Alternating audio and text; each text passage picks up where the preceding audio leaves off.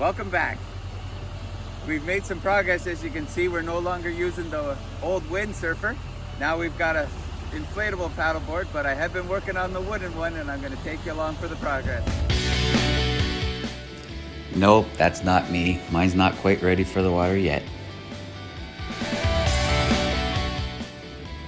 In part one of this project, I showed how I got to this stage with the center stringer as straight as possible and the cross stringers in their place.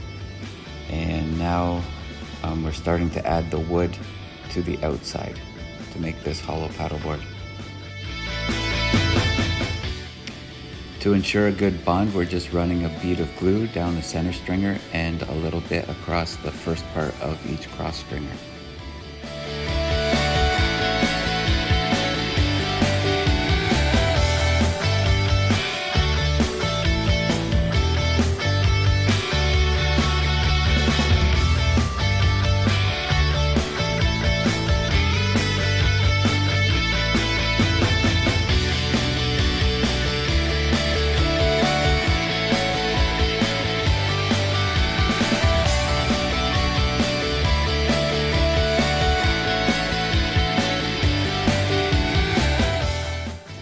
Once everything has been glued, then we line it up and try to make it as straight as possible and then clamp it into place.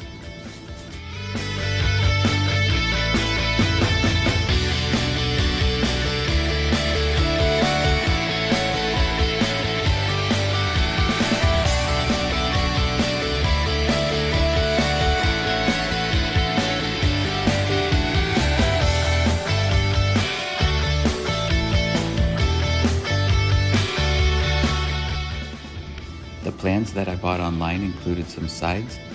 I've never done anything like this with sides before, so this was interesting. I think it's good because it keeps the cross stringers in their place. We had to fool around with trying to get everything to fit, but here we're connecting the sides.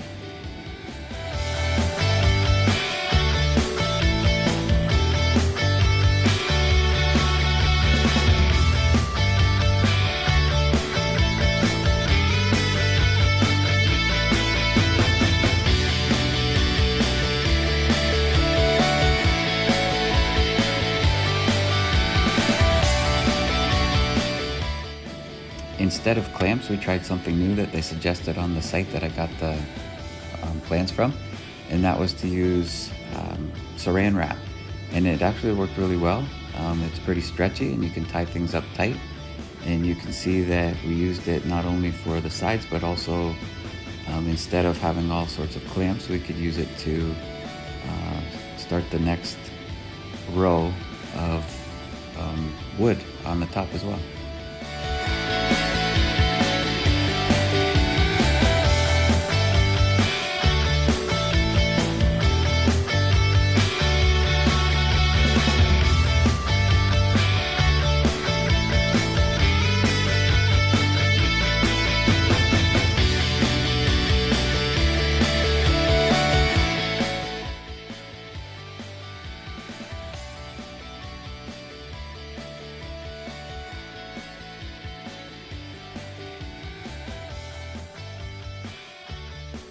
All the wood that I was using, I just found in my dad's barn. He had left over from other projects.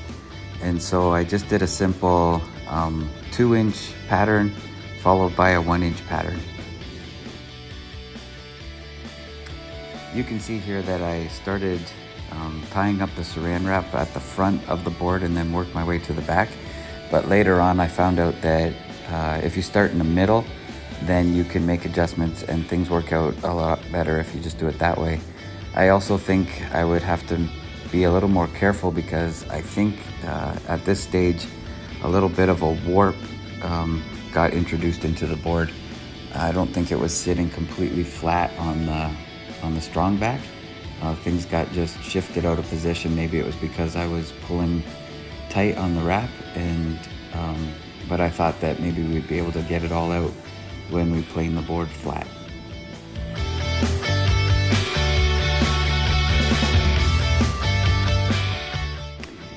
Here I'm cutting the boards. You can see I'm trying to keep ahead of what I'm going to need to clamp down. You have to wait for the wood to dry, so it gives me a little bit of time to cut. So what I did was take a 1-inch board and cut off either 2-inch strips, or I think here you see I'm cutting off the 2-inch strips. If the board was good from front to end with no cracks and no knots, or no holes at least, then I would cut the 2-inch. And then you can see right there I turned it on its edge and raised the blade up as high as I could go, and then I would cut that in half so that I would end up with just over a 1/4 inch thick by 2 inches wide.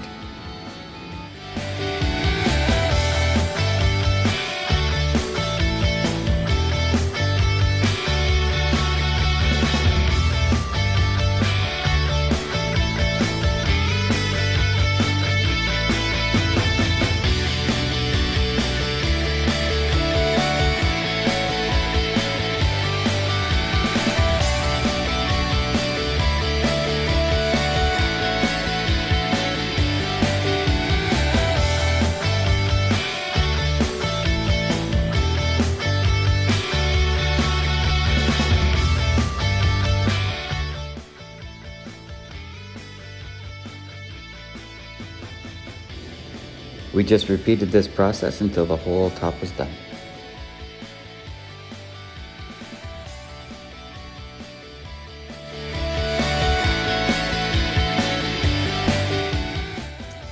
We left the boards hanging over the edge of the last cross stringer, and they'll get cut off later.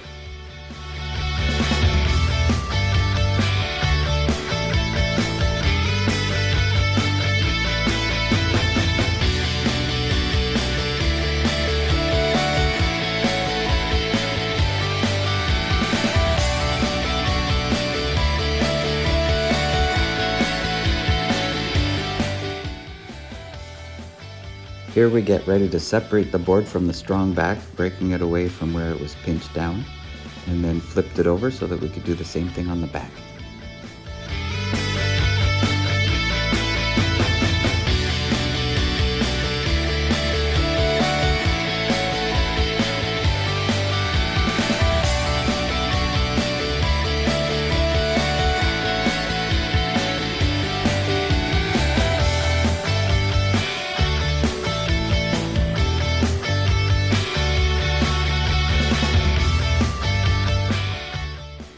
At this point in the project, I needed to figure out where I was going to place the fin and the handle. Once I did that, I took a little bit of foam, cut out some small blocks, and glued them in place. The foam blocks will provide the support for the hardware that we put in later.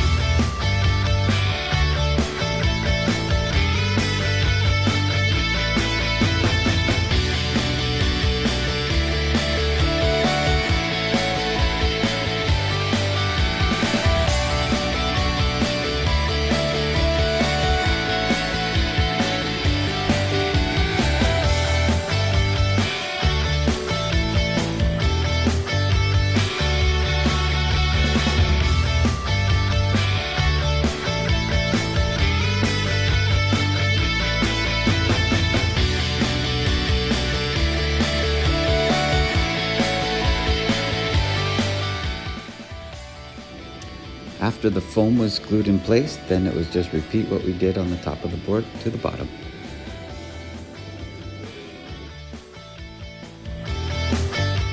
Now we've got the top done and the bottom done. Stay tuned for part 3.